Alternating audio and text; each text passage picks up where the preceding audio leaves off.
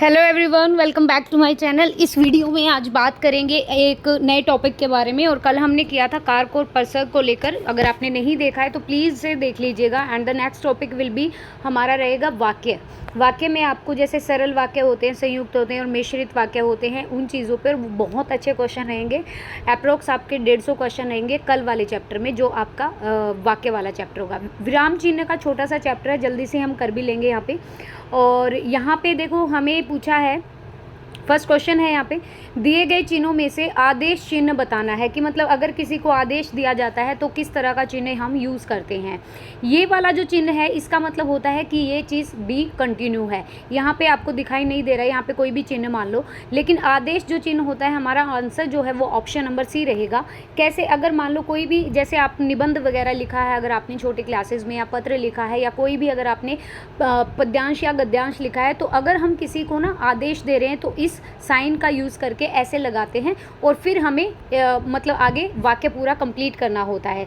जैसे अगर मैं यहाँ पर कोई सेंटेंस लिखती हूँ और मैं इस वाक्य का यूज़ करूँगी कि जैसे मैं लिख दूँ कि महात्मा गांधी जी ने ये कहा है, उनका वाक्य लिखती हूँ तो ऐसे लगा के, और फिर ये वाली चीज़ अगर मैं डाल रही हूँ तो इसका मतलब मैंने आदेश चिन्ह का यहाँ पे यूज़ किया है। नेक्स्ट हमारा क्वेश्चन है, क्वेश्चन नंबर 2, दिए गए वाक्य में विराम चिन्ह का उपयोग किया जाएगा, उनकी पहचान कीजिए। अब यहाँ पे बताना है हमें कि विराम चिन्ह कौन सा है, यहाँ पर विराम चिन्ह का साइन कौन सा है। ये हमारा विस्मयादिबोधक होता है, ये हमारा प्रश्नवाचक चिन्ह होता है, और यहाँ पर हमारा सेमी कॉलन होता है, जो हम अर्धविराम कहते हैं।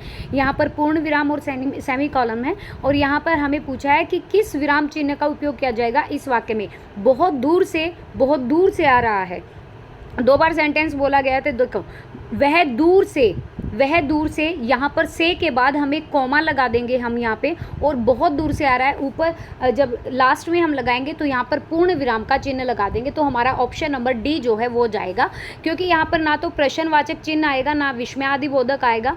अगर हम अर्धविराम यहाँ पे लगा देंगे तो देखो, अर्धविराम का तो ये होता है, ये हमारा जो होता है यहाँ पर बिंदी लगा के, ये नहीं लगेगा, अर्धविराम चिन्ह लगेगा। बहुत दूर से, और बहुत दूर, वह दूर से बहुत दूर से आ रहा है, तो ऑप्शन नंबर डी।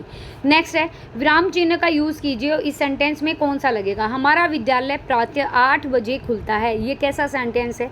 इस सेंटेंस में अगर हम यहाँ पे बात करें कि कौन सा चिन्ह यहाँ पे आएगा, थर्ड वाला है ना, थर्ड है ये, हाँ 1 2 3, दिए गए वाक्य में किस विराम चिन्ह का उपयोग किया जाएगा और उसकी पहचान कीजिए। तो हमारा विद्यालय प्रातः 8 बजे खुलता है, इसमें कौन सा आएगा।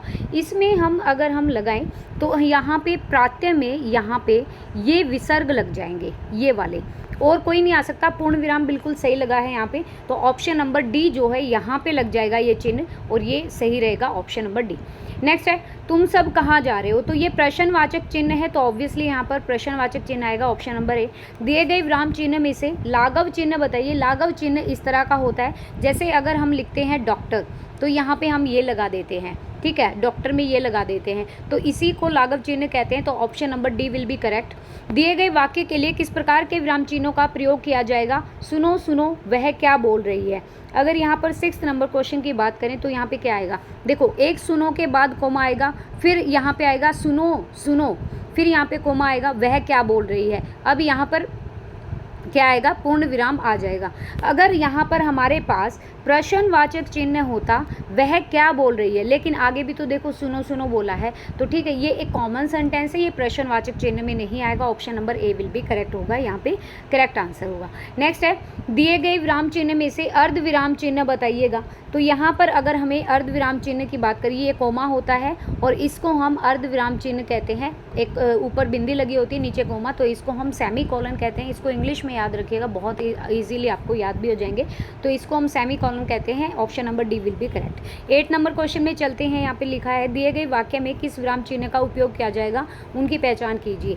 वह घड़ी ज़्यादा दिनों तक नहीं चलेगी, यह बहुत सस्ती है। यह घड़ी ज़्यादा दिनों तक नहीं चलेगी, यह बहुत ही सस्ती घड़ी है। तो इसमें जो आएगा वो क्या आएगा, यह घड़ी बहुत ज़्यादा दिनों तक नहीं चलेगी, यह बहुत ही सस्ती घड़ी है। तो ऑप्शन नंबर ए यहाँ पे करेक्ट हो जाएगा, ठीक है जी, ऐसे लगाना है। नेक्स्ट है, साथियों आज देश के लिए कुछ करने का समय आ गया। अब साथियों में यहाँ पर क्या लगा है, एक्सक्लामेटरी साइन लगा है, मतलब आपका विस्मयादिबोधक चिन्ह भी लगा है। ये 9th नंबर क्वेश्चन है, यहाँ पर कौन सा आएगा? तो 9th नंबर में अगर हम बात करें तो हमें पता है ये साइन होता है विस्मयादिबोधक का, तो option number D. 10th number question देखते हैं और इसमें पूछा है कि रोको मत जाने दो। ये देखो ऐसे नहीं है सेंटेंस की पूरा एक ही सेंटेंस है, रोको मत जाने दो, या तो आप यहाँ तक पढ़ो रोको मत जाने दो, या फिर ऐसे बोलो रोको मत जाने दो, मतलब उसको रोक लो। तो यहाँ पर जो आएगा ये यहाँ पे आएगा रोको, रोको में यहाँ पे कॉमा लग जाएगा और मत जाने दो यहाँ पर आपका पूर्ण विराम लग जाएगा। 11 नंबर क्वेश्चन में देखिए, बाप रे डैश पिताजी आ गए, तो यहाँ पर कौन सा लगेगा? अब यहाँ पे देखो थोड़ा सा आश्चर्य सूचक होगा या फिर विस्मयादिबोधक होगा, किस तरह का साइन आएगा ये तो आएंगे नहीं, उदाहरण चिन्ह नहीं आएंगे। तो यहाँ पर जो होगा बाप रे पिताजी आ गए, तो यहाँ पर बाप रे यहाँ पर आपका जो ऑप्शन रहेगा 11 नंबर क्वेश्चन का वो रहेगा सी, बाप रे पिताजी आ गए, तो यहाँ पे पूर्ण विराम, तो option number C will be correct. Next हमें बताना है उदाहरण चिन्ह। उदाहरण चिन्ह मैंने आपको बता दिया है कि इनको कहते हैं हम उदाहरण चिन्ह, ठीक है। इन्वर्टेड कॉमास इंग्लिश में जिसको बोला जाता है उनको उदाहरण चिन्ह कहते हैं। यहाँ पे बताइए विराम चिन्ह कौन सा आएगा? हाय मैं तो कहीं का नहीं रहा। अब हाय जो लिखा है ना वहाँ पे आपका एक तो विस्मयादिबोधक चिन्ह आता है, छी हो गया, हाय हो गया, वाह हो गया, कितना सुंदर, वंडरफुल, वाह, मतलब जो चीज़ें एक आश्चर्यजनक होती हैं उनके लिए एक्सक्लामेटरी साइन, और वह कहीं का, मैं कहीं का नहीं रहा, तो यहाँ पर पूर्ण विराम। 14 नंबर क्वेश्चन देखिए, यहाँ पे क्या लिखा है कि दादाजी मुझे खेल प्रतियोगिता के लिए चुन लिया गया है, वो बता रहा है अपने दादाजी को। तो 14 नंबर क्वेश्चन की अगर हम बात करें तो यहाँ पर कौन सा आएगा? यहाँ पर दादाजी के बाद कॉमा लगा दीजिए और मुझे खेल प्रतियोगिता के लिए चुन लिया है, पूर्ण विराम आ जाएगा। नेक्स्ट है तो यहाँ पर option number D will be correct 14 number question का। नेक्स्ट है 15 क्वेश्चन, बच्चों ने आमनी पीपल तथा अमरूद के पेड़ लगाए। इजीली आप लगा सकते हैं क्योंकि अलग अलग नाम दिए हैं, तो ऑप्शन देखो, आम के बाद कोमा, नीम के बाद कोमा, फिर पीपल के बाद कोमा नहीं है क्योंकि तथा से जुड़े हैं, फिर पेड़ लगाए, तो पूर्ण विराम ऑप्शन नंबर सी। नेक्स्ट है अल्प विराम का साइन बताना है हमें कौन सा होता है। तो अल्प विराम का साइन जो होगा वो यहाँ पर ये वाला होगा, कोमा जिसको अल्प विराम कहते हैं, और अर्ध विराम कहते हैं आपके सेमीकोलन को, इसको ये आपका पूर्ण विराम होता है, ये आपका उदाहरण चिन्ह होता है। नेक्स्ट है मैंने परीक्षा में सफलता पाने के लिए दिन रात एक कर दिए थे। तो 17 नंबर क्वेश्चन की अगर हम बात करें तो यहाँ पे कौन सा होगा? मैंने परीक्षा में सफलता पाने के लिए दिन रात, दिन और रात ये योजक चिन्ह आएगा, और यहाँ पर ये देखो अपोजिट वर्ड है, तो यहाँ पर दिन रात जो है यहाँ पर लगेगा आपका साइन, और ऑप्शन रहेगा आपका बी विल बी करेक्ट। पीछे पूर्ण विराम आ जाएगा, दिन रात में ये आ जाएगा, पीछे पूर्ण विराम कर दिए गए।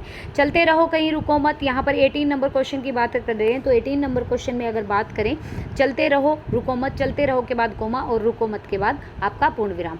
लेवल नंबर 2 में देखिए, मनु ने 10-12 बच्चों को स्कूल में पढ़ने के लिए तैयार किया। अब 10 और 12 के बीच में कौन सा चिन्ह आएगा? तो योजक चिन्ह आ जाएगा 10 से 12, तो यहाँ पर आपका ये वाला चिन्ह आ जाएगा, और पीछे आपका पूर्ण विराम लगाया ही है। नेक्स्ट है बच्चों ने मास्टर जी को उपहार के रूप में क्या दिया। अब यहाँ पे पूछा गया है, ये क्वेश्चन अराइजमेंट है, तो यहाँ पर प्रश्नवाचक चिन्ह आएगा। अगर यहाँ पर पहले से कोई वाक्य होता, जैसे वो बोले थे कि सुनो सुनो उसने क्या बोला, तो क्या में आ सकता है, लेकिन आगे भी तो सेंटेंस देखना पड़ेगा वो कंप्लीट, तो यहाँ पर प्रश्नवाचक चिन्ह है। मनुष्य जीवन की सार्थकता मनोवेगों के कारण होती है। अब यहाँ पर किस चिन्ह का प्रयोग किया जाएगा?